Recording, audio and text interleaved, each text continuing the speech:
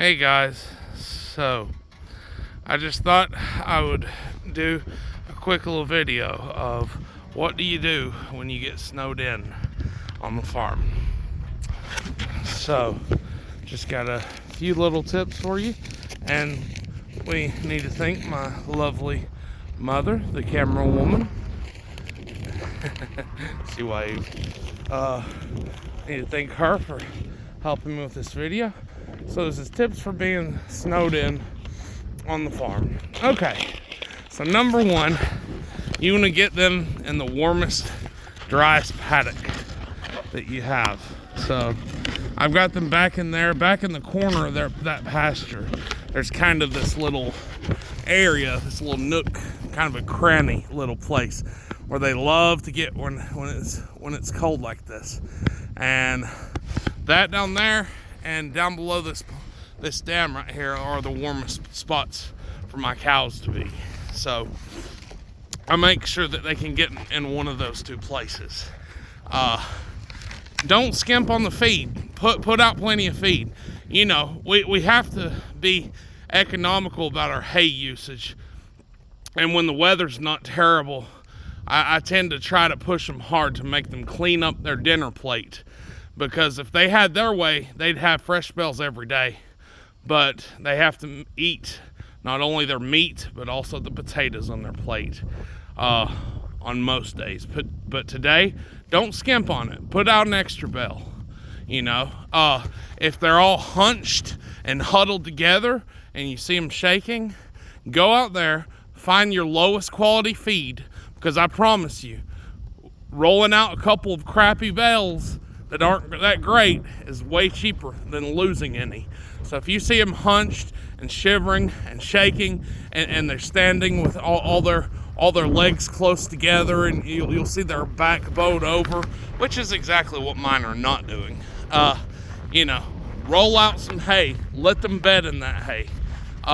You can put up a bunch of hay bales to make a kind of a windbreak for them. You can build something with tarps. There's a bunch of different options. If you got a real big vehicle like an 18-wheeler, shoot, that's a mobile windbreak right there. If you have an 18-wheeler and a big trailer, drive it out there and make a little nook for them, a little corner where they can get away from the wind. Anything to block that wind. They say the north wind's the worst, so try to block that side. I don't know if that's true. I'm not a weatherman. All right. Number two, this is a tip for you. Just wear layers. Wear layers. Make sure your socks are dry. Make sure you're not sweaty. If you're sweaty, you got to run in. You got to change clothes. That's just how it is. If you get your clothes wet with sweat, you got to change them. It's just how it is. All right, enough said. All right, number three, warm up your equipment before you use it. So these, well, almost all engine driven things, you know, cars, trucks, tractors, they have these things called freeze plugs. So before you even think about cranking it, look under it. Do you see any coolant on the ground? If you see coolant, then you didn't have enough antifreeze in it and you were being cheap. Do not move it anywhere before you can crank it a few minutes, but don't run it long. Because the weird thing is, if you have a freeze plug burst in this cold weather and it goes on the ground and you don't notice it, you crank, you drive off, you run it for an hour or two, guess what? You just overheated it. I don't care if it's 0 degrees. If you leak all your coolant out, you will overheat your engine, you will blow it up. So make sure your freeze plugs haven't blown. So a lot of tractors have a thing called a block heater. And it's just a 110 volt thing that you plug into an extension cord. That's why I have this rather crappy looking extension cord sitting on the front porch. Plug that up. If it's a proper block heater, you can plug it up 1 or 2, maybe 2 hours before you crank it. It should be fine. Now, if you don't have a fancy block heater, because you know, block heater, it's not cheap. It's probably you'll probably spend $100 at the very least putting one on. Well, what if you don't have that? Well, I'm glad you asked. If you don't have that, take a couple, I would say at least a couple 100 watt, grab a couple 100 watt light bulbs and put them right on your injection system or right on your engine block.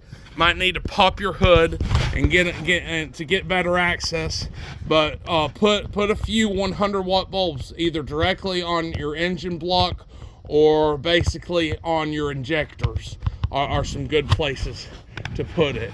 And if I'm using light bulbs, I'm gonna leave it overnight because a 100 watt bulb is really not enough for this much mass, so I'll leave it overnight.